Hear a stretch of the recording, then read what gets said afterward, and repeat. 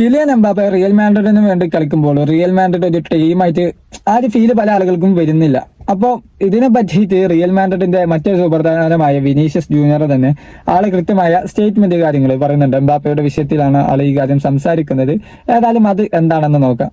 People are saying team is not playing well with Kylian Mbappe.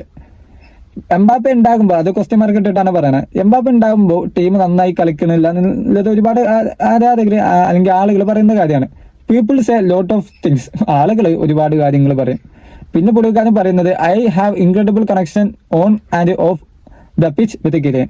എംബാപ്പയ്ക്കൊപ്പം എനിക്ക് പിച്ചിനകത്തും അതുപോലെ തന്നെ മൈതാനത്തിൽ പുറത്തും നല്ല രീതിയിൽ കണക്ഷൻ ആണ് ഉള്ളത്. അതുപോലെ തന്നെ we will battle and fight together for real Madrid.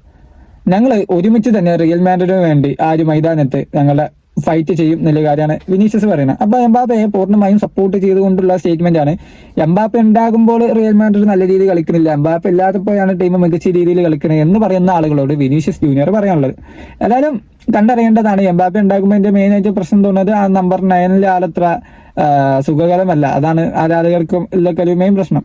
അപ്പോൾ അത് എങ്ങനെയായിരിക്കും റിയൽ മാഡ്രിഡ് ഫേസ് ചെയ്യുക, അല്ലെങ്കിൽ റിയൽ മാഡ്രിഡ് അതിന് സൊല്യൂഷൻ കണ്ടെത്താന്നുള്ളത് നമ്മൾ നോക്കി കാണേണ്ടതാണ്.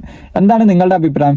കമന്റ് ചെയ്യുക. അതുപോലെ തന്നെ കോണ്ടൻസ് കാര്യങ്ങളൊക്കെ ഉപകാരപ്പെടുന്നുണ്ടെങ്കിൽ ലൈക്ക് ചെയ്യുക, ചാനൽ ഒന്ന് സബ്സ്ക്രൈബ് ചെയ്യുക.